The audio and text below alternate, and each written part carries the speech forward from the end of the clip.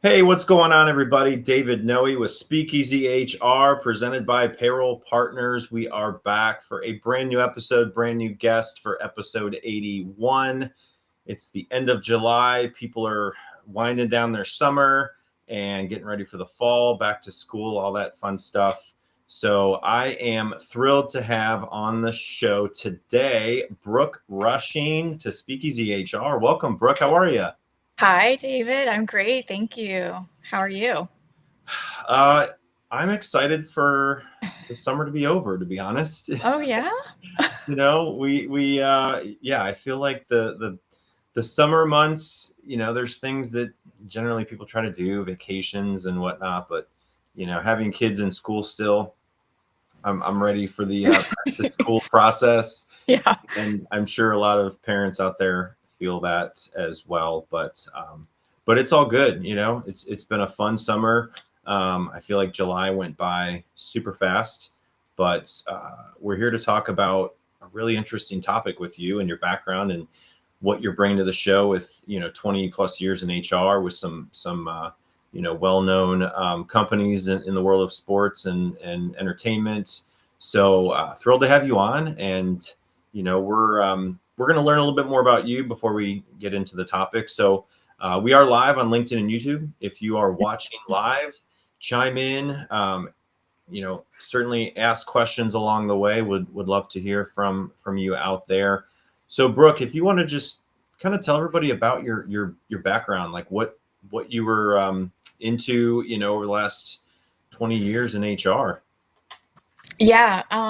So like most people, I sort of fell into HR. I don't think anybody, wakes up and says, I want to be in HR whenever I grow up.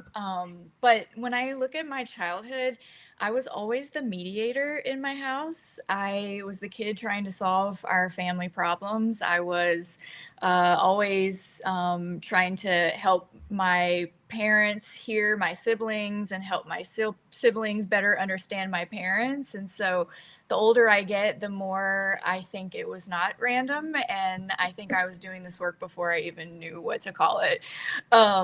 So I grew up in a really small town in Louisiana, and it's part of why I was really intrigued by your podcast called Speakeasy HR, because obviously a little connection to New Orleans and Louisiana there. But my career took me to a lot of different places. So I lived in LA and Portland, and like you said, 20 years in HR, and that has spanned across lots of different functions in HR. And the last 10 years with brands like NBC and Nike, of course. And then earlier this year, I left corporate to start my own practice called the People Collab, which I describe as HR advisory for growing companies that don't want the overhead of hiring a senior HR leader. So it's me doing the part of corporate HR that I really loved, being a trusted partner to leaders and teams without the big company machinery. And what that looks like in practice is leadership development, team building using tools like DISC, and leadership coaching using tools like Hogan. And then more recently, it has sort of evolved into a portfolio career, which I think we'll get into a little bit later. So yeah, that's like in a nutshell, that is a little bit about my journey. Yeah. No, I think you answered a lot of the questions I was going to follow up with about, where you grew up, what did you want to do when you were younger? And I think of the 81 episodes, I think I've had one person say, I knew early on I wanted to be in HR. My mom was in HR, and I would play with my dolls and I would act like I'm firing them. And it was What? like, she's like, yep, I knew I was doing HR when I was young and I didn't even know what it really was. But Wow. everybody else kind of falls into it if they've done HR or a lot of different professions, right? So that's certainly where I think you'll bring a lot of value to this episode and this topic. And so you and I got connected, as I do with a lot of the guests on here, and we connect, we talk about backgrounds and what might be some topics of discussion to come on to the podcast. And so we started kind of collaborating on that idea. And now we're going to be, talking about this fractional workforce and the way it's changing, right? Like feel like a couple years ago, or maybe more than a couple years ago, I started hearing about a lot of people going out and doing their own thing, being consultants, kind of like you, which congratulations to you. I got to start with doing the mini air horn for that. Thank you.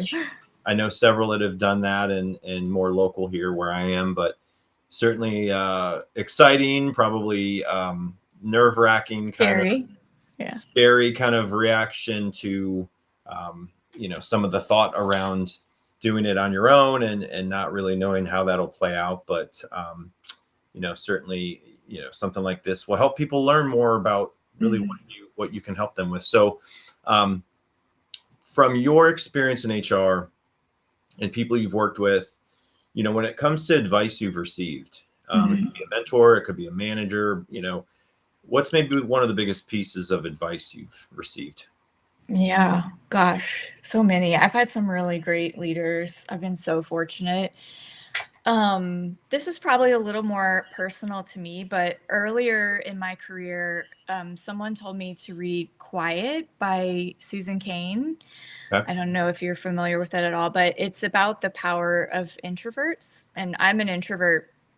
And so really early in my career was like really paralyzing for me. I was super quiet. I didn't speak in meetings, and in big organizations like Nike and NBCUniversal, you're surrounded by really big personalities and big voices, and you can start to feel kind of voiceless. Like the way you're wired is a liability to your career. And that book completely reframed it for me. It helped me understand the value of what I actually bring, and that quieter doesn't mean less than. And honestly, I think it's the whole reason that I kind of got into assessments and team building and wanting to understand why people are the way they are and how that can be value, and how different personalities and different communication styles coming together is a real strength on a team. So I think that was like a real eye opener for me, and helped shape my career, I think, a little bit. That's great. Yeah, I have not heard of that, so I'll have to look up Quiet. It's very good. So, hearing the companies you've worked for, and, a lot of people probably are like, oh my gosh, that must have been so fun. All of the things that you probably got involved in from people and culture with those kinds of organizations and athletes and movie stars or whoever you were around. So is there maybe a story that stands out that was one of the more memorable within those companies that comes to mind? Oh my gosh. I mean, like, if you just want sort of fun and shock factor, I think, so when I was at Nike, I spent some time with Jordan Brand, and every single, like, all team meeting was like a huge event. I mean, we had a DJ for every all team meeting, and during COVID, of course, we were always remote. But we had a remote DJ on the all team calls, and one of our calls, Justin Timberlake showed up on our Zoom meeting, and he just joined and hung out with us for our all team meeting. So it was more like that. It was like for all of our meetings, we always had some celebrity, some sports figure, and I think just that. Awesome. That's awesome. Yeah. Well, good. Well, I appreciate you sharing a little bit about your background. Hopefully everyone that is listening knows a little bit more about you and what you've been,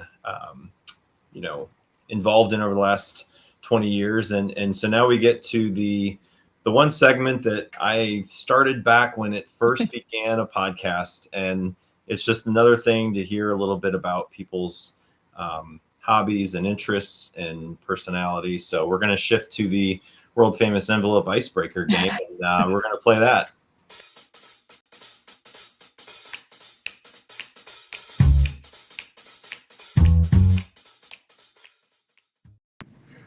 All right. So 15 envelopes. You get to pick a number, and we'll see what question is inside. Okay. I'm really nervous about this one, David. Let's go number 10. 10. Okay. Brooke, picked number 10. What do we got? All right. You're in charge of renaming HR. What's the funniest yet oddly accurate title you give it? Okay, I've actually had this question as an icebreaker before. So See? this is not the first time I've thought about this. And I have a couple actually. Okay. So the Department of Depends, because I think it always depends. Like it's never black and white in HR, right? Like there's always some, gray area. And the second one I think is probably a little funnier is emotional plumbing. Because you're always dealing with something that leaked, Yep. something that's backed up. Nobody thinks about you until something is like an emergency, Right. like those things. So Absolutely. those would be my two. That's awesome. Yeah. Gotta give that to you.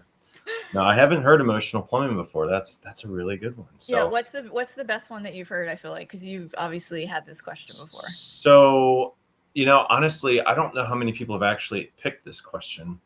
I feel like a lot of people pick other common numbers in the 1 through 15, but I think just over people's experience of HR and how it was called personnel, and I've kind of called it something around adult daycare and things like that. Yeah. So honestly, I don't know if anyone's picked that question recently. I'd have to go back and rewatch, but no, those were fantastic. Well done. So well, just a couple of words from our presenting sponsor, Payroll Partners, and then we're going to get into your topic, the fractional workforce threat or opportunity. So hang tight and we'll be back.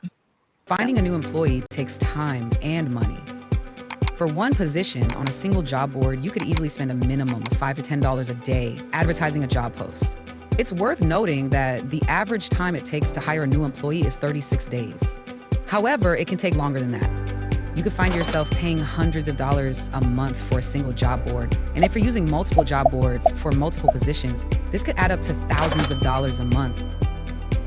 There is a much simpler and more affordable way of finding the right candidate. At Payroll Partners, we offer an applicant tracking system to help manage your hiring process. Our ATS is customizable, allowing you to decide which days you want to run the job and when to close it so you don't break the bank. And this feature lets you e-blast your network, posting jobs on multiple boards at once, all managed in one location. Payroll Partners, elevating your payroll and HR experience. So if you're in the process of evaluating systems, payroll, HR, anything that you use to manage your team and pay them accurately and timely, and want to just talk and share more about your situation and where we might be able to help, look me up on LinkedIn.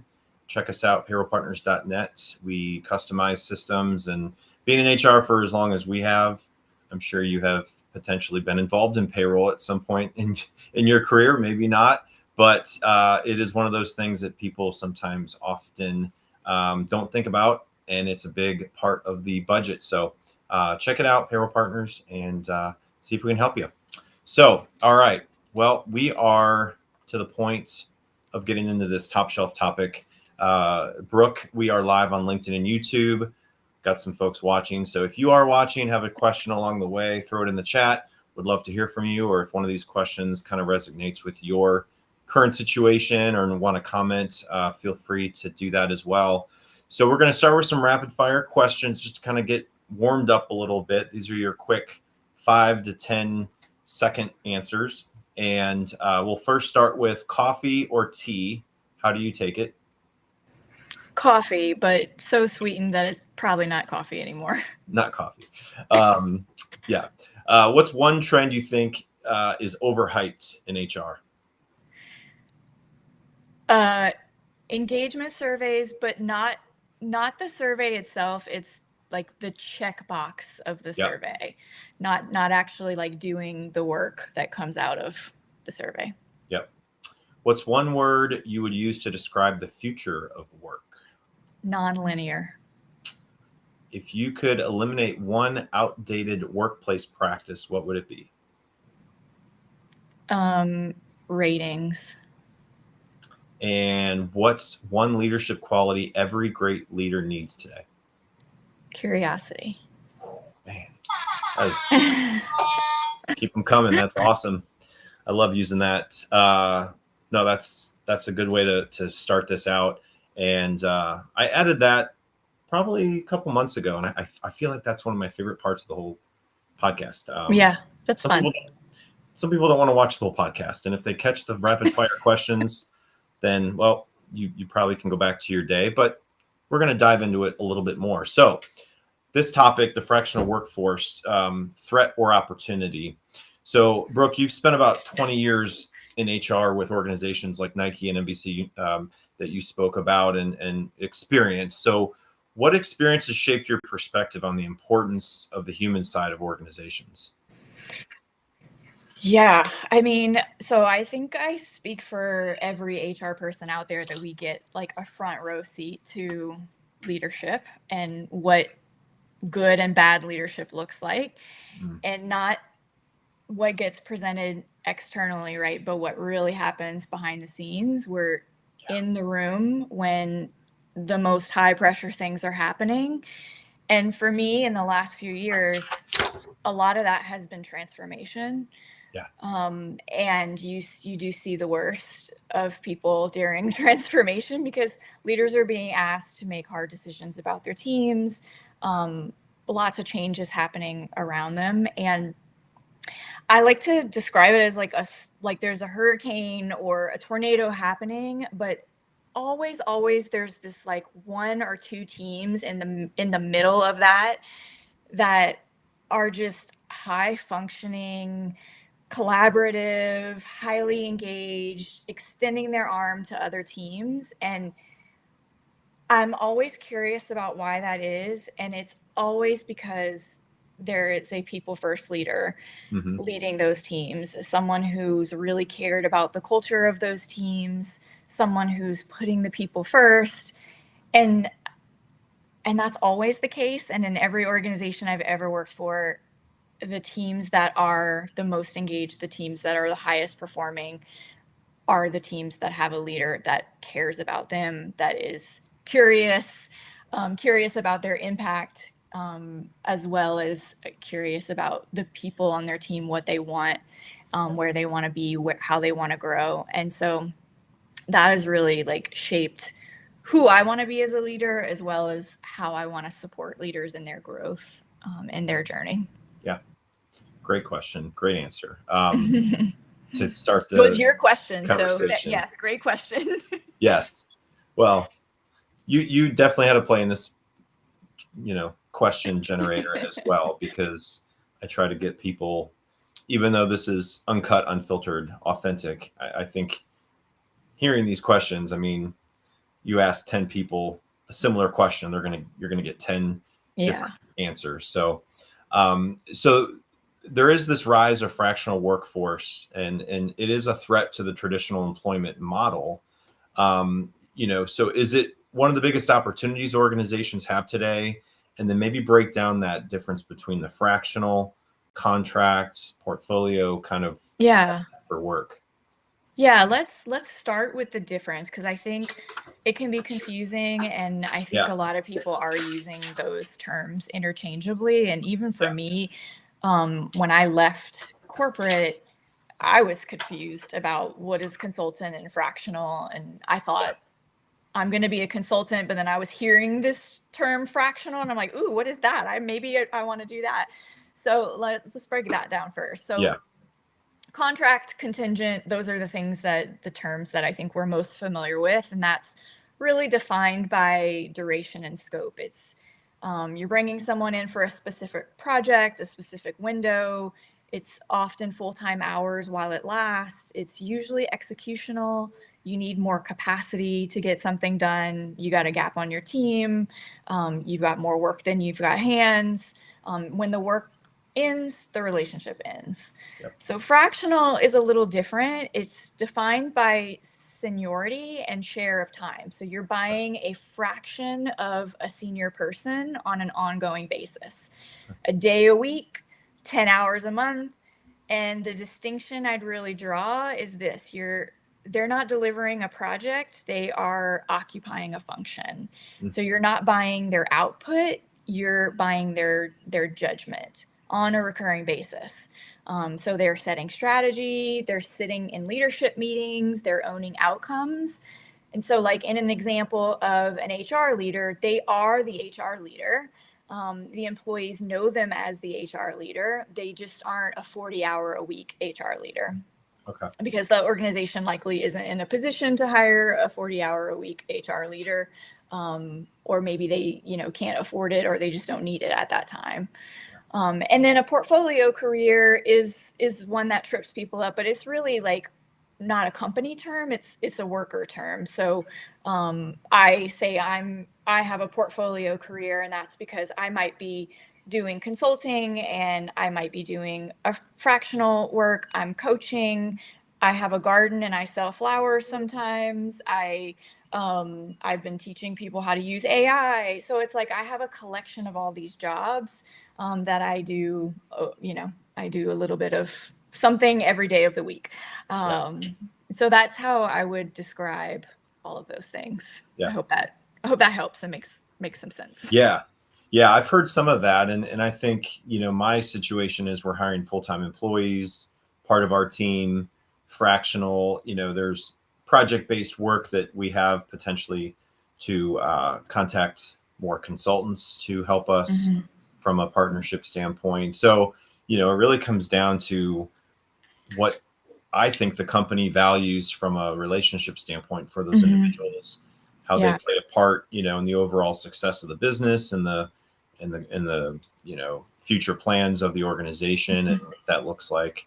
Because like you said, I mean, a lot of companies that are smaller, they don't need full-time HR, but they will need something at some point when it comes to it, and they want to do things the right way. They don't want to be in a compliance situation and having to deal with something that they didn't handle the right way just because they didn't know better. And I think the easiest way to think about it when people are thinking like, do I need a consultant or do I need a fractional?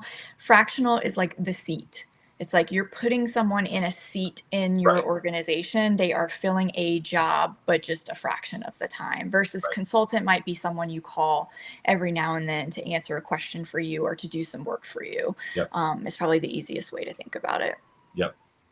So what are some of the biggest advantages that organizations can gain by bringing in more of the fractional talents versus hiring traditional full-time roles? Yeah, so I think there's some obvious ones, right? Like cost and speed. They're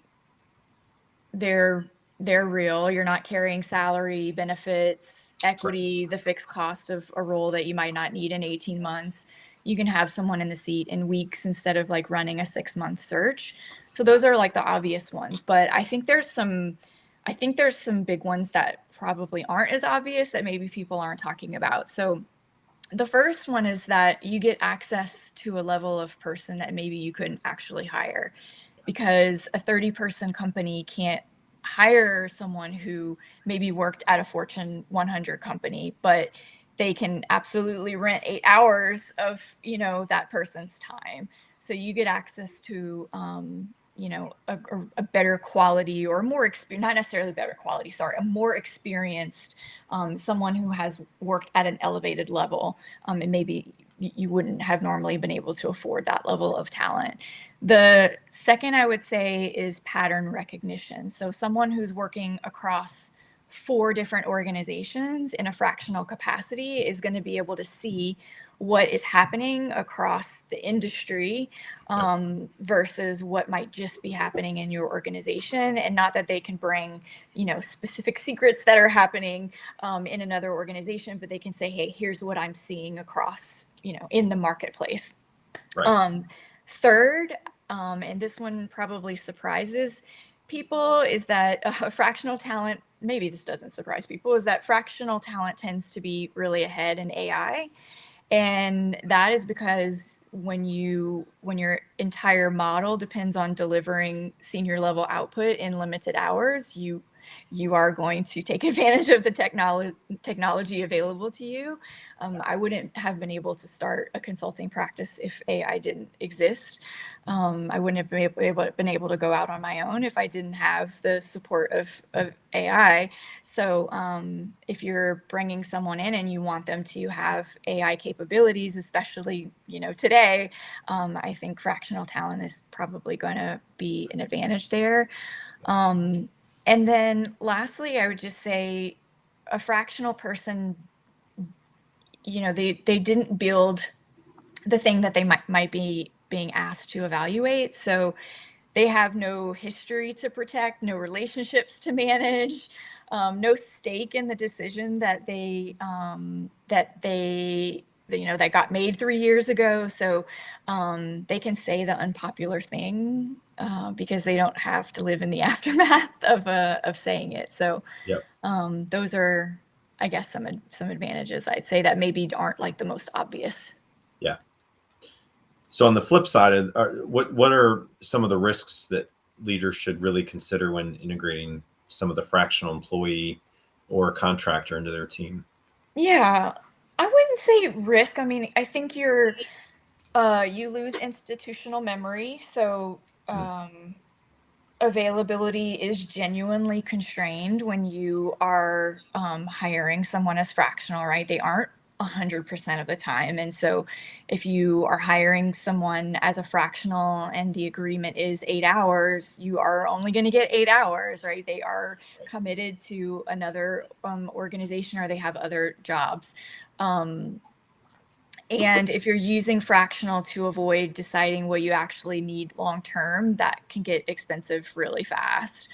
I think sometimes HR leaders and maybe business leaders might have concern about, the cultural implications of having fractional and even contract workers in an organization mixed with, your full-time staff.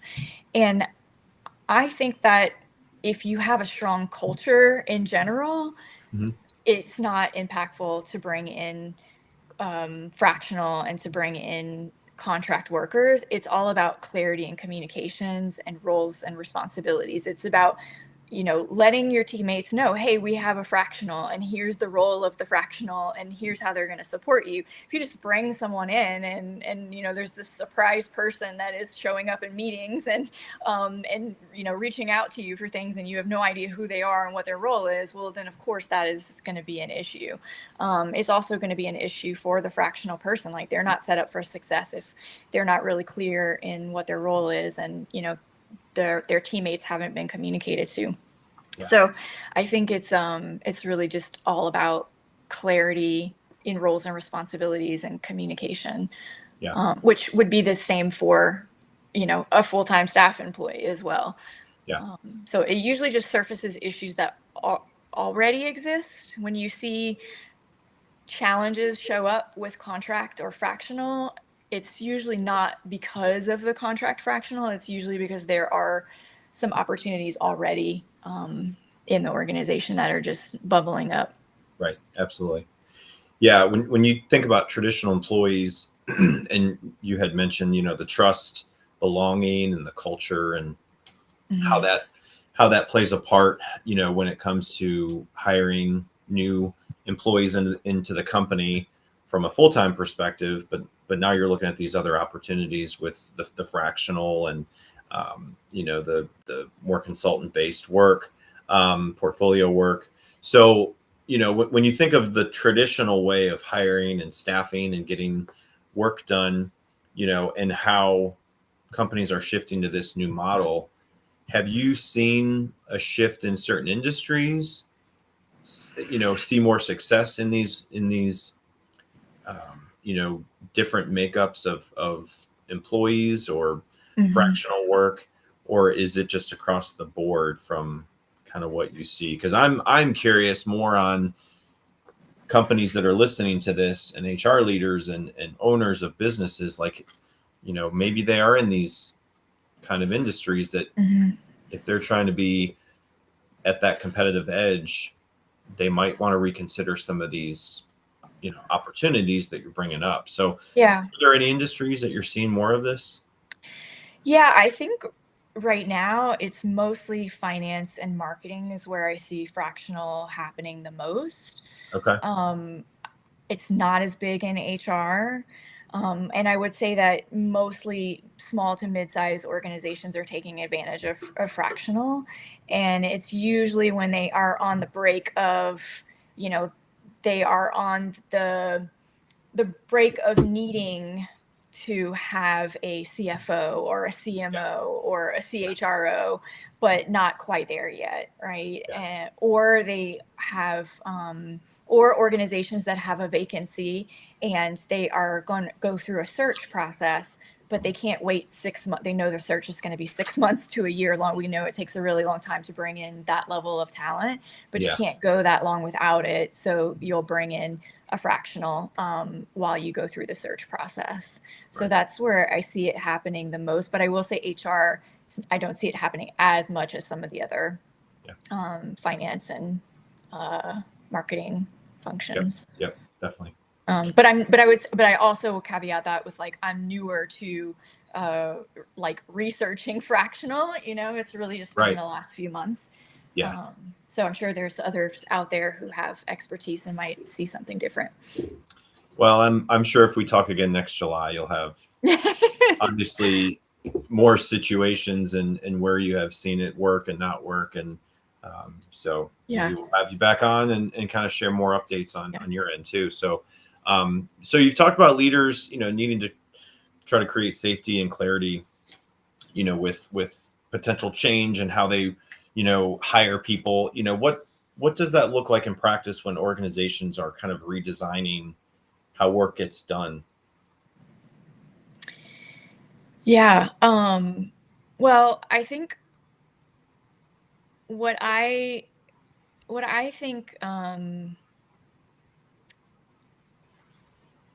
think safety looks like is clarity. So just in my experience, when I think about change in the organization and the leaders that have done it well and the teams that have had the best experience through change, whether the work is changing or the org is being restructured or whatever the case may be, it's the leaders who have been as transparent as they can be, right? I know we can't always say everything, but who have said, I don't have this information. Here's when I will have this information. Here's what I do know. It's the leaders who are centering their teams on what they can control, who are saying, here's what we can do in this moment, so that they feel like they have purpose. And it's the leaders who are allowing their teams to be vulnerable and are being responsible with that vulnerability, right? The teams are vulnerable and the leaders are taking the things that they need to take up the ladder and sharing the things that are going to have an impact to whatever is happening in the organization and holding the things that they should be holding.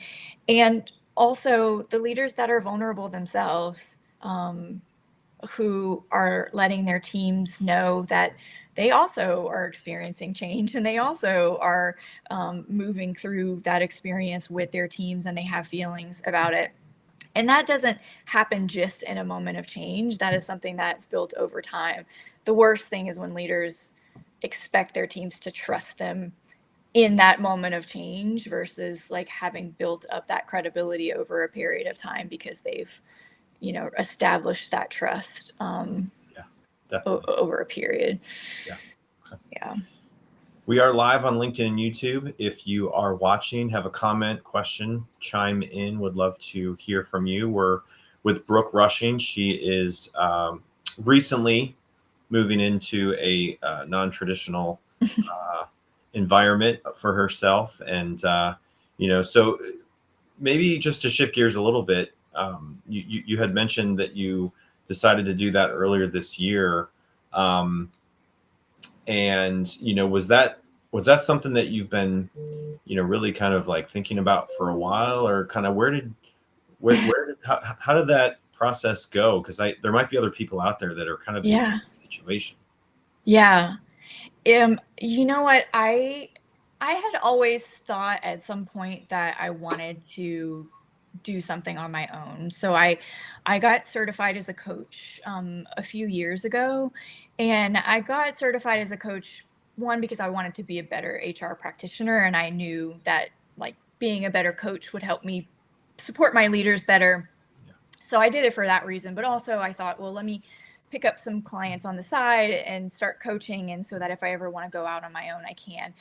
The other thing is I was working for Nike, and my family's on the East Coast, and I had relocated from Oregon back to the East Coast. My husband and I have aging parents, so we wanted to be closer to our parents to take care of them. And I knew that probably being with Nike long term wasn't going to be in the cards for me. So I wanted to have a backup plan. So that's like the real honest story. And then in December, January, that is what happened. I had to make a tough decision about location. And so my husband and I decided we wanted to stay in Florida. And that's why I went out on my own. And to be honest, it was a really hard decision. And I think this should be part of the conversation. It was a hard decision for me to leave Nike because I had an incredible leader who was so in tune with what I wanted and who I was and as a person and where I wanted to go in my career. I had an incredible team, both peers and direct reports. I was doing really fun work. And so when it came time to think about, like, do I want to go out on my own, knowing that I can and that, it's scary, but I think I will be successful. It was hard. It was a hard decision. And I think that you want that to be the case when people are on your team are thinking about leaving to do fractional work or to do consulting work. And that is where I think the threat comes into play for fractional. When you are thinking from the perspective of a leader or HR, is like, how do we retain great talent in our organization? Definitely. Yeah. Yeah. I think the shift over the last few years as AI has come out and, how that's transforming the workplace. But then also you have this younger generation that's coming out of school that are coming into the workforce with the experience of COVID in school, with the experience of AI coming out and some more of this fractional work. So, I'm just curious what the workforce will look like in the next 4 years. And I talk to people and interview them, and a lot of people are still going through layoffs, and it's because of a variety of reasons. Obviously, some of it is the way they're using AI, but it's just a really fascinating time to be in the workforce, in HR, and really knowing that like HR plays such a critical role in more than they have ever had. I think we all saw that during COVID and trying to navigate that, which was fun. But now it's like, okay, where are we going to use technology more? Are we going to still hire the way we would have without AI? But now people considering, because fractional to me, just when it comes to like staffing and recruiting, that's where over my career I've seen probably more than any reaching out to people that could help you fill positions on a recruiting level versus hiring a full-time recruiter. That potentially for companies makes sense, right? That's why I think staffing firms have been around for the amount of time they have been. But when you look at fractional recruiting and fractional CFO and fractional, other departments, right? I think you're going to hear more and more of that. Like you said, maybe not on the HR side. So anybody in HR that wants to stay in HR, I think you're probably good. You might have some job security, but again, I think AI will transform a lot. And so I feel like I can't really get through a lot of conversations with guests without talking on AI. And so, the way HR is being handled. How do you see AI and the fractional workforce kind of intersecting? Yeah. And really, what should HR leaders be thinking about today? Yeah. Well, I would argue that AI, and I hit on this a little bit earlier, but AI is the reason that fractional and portfolio shift is happening at the scale it is. Going independent used to require an infrastructure that you didn't have, right? You needed to have accounting, you needed to have someone to build you a website, you needed to have a marketer, you maybe needed to have an assistant, and that's real money, that's real time before you ever earned any kind of income. And AI has collapsed almost all of that. You can do that on your own, and I can say that firsthand because I leveraged AI to do all that for me, and I continue to do it. And don't hate me because I know there's a lot of AI haters out there. But the second piece is that fractional talent, again, tends to be really well ahead on AI adoption. And when your whole model depends on delivering senior level work, you use that tool to your leverage. And so I think for HR, what I would say about HR is that it's about their credibility. So I feel like, several years ago, the conversation was about HR really needs to be strategic, and they need to be business savvy, and they need to understand the business strategy. And today I would say, like, AI is the business strategy, and HR needs to be in the AI conversation, but not just like in the conversation and relying on your IT person and your compliance person to like drive the conversation, and you just are there to kind of talk about the people impact. HR leaders really need to be using AI, and they need to understand the language. You don't need to be like an AI expert, but you do need to know enough to be dangerous in the conversation. And I talk to a lot of HR leaders who really aren't using AI, and they don't even have their own HR teams set up yet. They don't have their own kind of governance within their own teams. And I'm not, there's no judgment there. I'm not judging, but I think that is what is going to take going forward. Is I think HR leaders are going to have to get more engaged with AI so that they can be a real part of the conversation before they drive any kind of a people strategy around the AI change that is coming, and it's coming so fast. Yeah, definitely. So looking ahead 5 years, you have a crystal ball. What does the workforce really look like? And will fractional talent become a normal part of how organizations operate? Or what do you think on that? Yeah, the data that I've seen shows that a lot of companies expect to increase their use of contingent workers. So I do think fractional will continue to grow.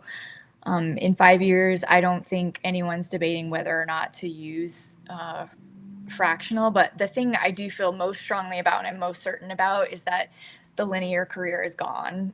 I think the gone are the days of people like picking a career path and growing like up that career path, and for that to be the aspiration. I think we are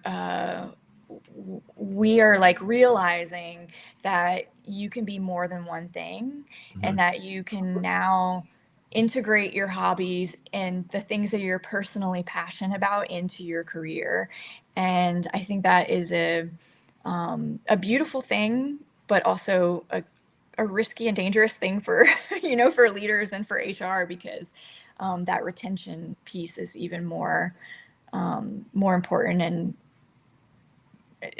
more difficult, I guess I would say. Yeah, definitely. Yeah, I talk to people, and a lot of them have like a side gig. It's a hobby they do. It's some kind of whatever they do. And there's so many opportunities for young entrepreneurs to start a business. There's so many options, right? Like, it's such a exciting time for people that want to start a business, that have an idea. Now that you've got tools like AI, it's like you said, you can build a website, you can build social media, you can build marketing, podcast, right? like it is like such a unique time to have an idea that you think could create a business model for you to make a career out of it, whether you're mid-career, something after you're working full time, like a fractional kind of situation, right? So yeah, I saw my 16-year-old for the last 3 months. He was out doing pressure washing with his friend. Aww. They were pressure washing driveways and decks and garbage cans, and they both play sports. And it was amazing how I saw how they worked together, would argue. My son would go up and just knock on doors and ask people about their garbage cans, like, hey, do you want us to come by and wash your garbage cans? We've got some down the street next week. And my garbage cans are dirty, but they've seen, I've gotten them cleaned, and I'm like, oh, it's not going to be, 6 months. They'll be, clean, but no, garbage cans get gross very quickly. So it's like, those things around the house that like people now, they will pay someone to come do, Yeah. The guy is not going to come and pick up your dog's crap on the front yard. Yeah. People do that as a business. So Yeah. So anyway, Yeah. anything that people do not want to do in a busy life with family, and so again, Yeah. if you think about wanting to start a business in the future, use Brook as an example, and anybody else out there that that has started a business or has thought about it and have gotten into the situation where they feel like they can do it full-time, fractional. You have one life, you have skills, everyone has their strengths, and if you can find a way to do it on a daily basis and really use it to other companies' advantage, and you'll just have a better, more fulfilling career, I think. And so that whole thing about linear, I think people that are going into the medical field, right? Yeah. Very important. They want to be a doctor. Yeah. But still, there's linear opportunities. There's linear, in every industry, I feel like, in every profession now. So that I think is definitely like a trend that is going away, as you had mentioned. So just to wrap up, final question for you, Brook. What is one question, or I'm sorry, what is one suggestion that you would give HR leaders today to better embrace the change and to think differently about talent, to keep the human side of HR at the center? Well, specifically on this topic, I'd say have an open mind about talent. So when someone that you value comes to you and says that they're considering leaving because they, want to do consulting, or they want to, and hopefully leaders are checking in before this happens, right? Like hopefully it doesn't get to this, but if it does, what other arrangements can we make? Like does it have to be that it's full-time or nothing? Can we create some sort of a flexible arrangement with people that we really value? So I would say that is advice that I'd have around this topic specifically. And then more generally, I just say, like, do the things that we tell managers to do. I think we're so bad as an HR community at actually like following the advice that we give the business leaders that we work with. We don't take care of our teams nearly as much as we advise our clients to do. Yeah. Gotta end with that. And I was just earlier this month at our newest chapter of Disrupt HR. If you've heard of Disrupt HR, it's global. It started here in my backyard in Cincinnati. Such a fascinating experience to be a part of an event with Disrupt HR. So if you are in the HR field and have not been to a Disrupt HR, Google it, find it, go to their website, and just find a local city that's hosting an event to go and present or to go and experience a Disrupt HR. Highly suggest it. But that's just one example of what I think HR leaders have available to them when it comes to how to collaborate and connect with other people in the profession. I heard a stat, 30% of people are getting out of HR. And so, it's for a variety of reasons. I think burnout and other reasons people are leaving, but it's still an exciting time to be in HR. So go find Disrupt HR, find your local SHRM chapters or something that you feel like you can meet people, network, connect with, and make new connections in the community. So Brooke, I wanted to bring this up. This was your discovery call that you were offering to listeners. It's a free discovery call. So kind of tell everyone what they would experience with this. Yeah, always I offer free discovery calls. So for anyone who has, an HR challenge or who is just questioning whether they might need some HR support in their organization, I do a 30-minute free discovery call, which is just a chat and connect to see what you have going on. Very casual conversation, just like we're having today. The outcome of that conversation typically is going to be some service, hopefully, or partnership or collaboration with me. And so for anybody who is calling as a result of this conversation today, we're going to do a discount on any service that might come out of that discovery call. Awesome. Well, yeah. Got to do that. Thank you. Yeah, definitely. Thank you so much for the conversation. I really appreciate you. It's been so fun to talk about this. Is definitely a topic that I'm passionate about. And yeah, it's been a fun chat. Yeah, no, that's exactly why I have this. And I learn every time I have someone on. I'm sure everybody listening learns something. And if you're not connected with Brooke on LinkedIn, look her up on LinkedIn. Look her up with the QR code. It'll be in the podcast summary notes as well if you missed it. So Brooke, wish you all the best. Have a great rest of your summer. Enjoy it. And hopefully we'll talk soon and enjoy the rest of your day. Sounds good. Thank you, David. Have a good one. You too. Take care, everybody. We'll be back next Monday.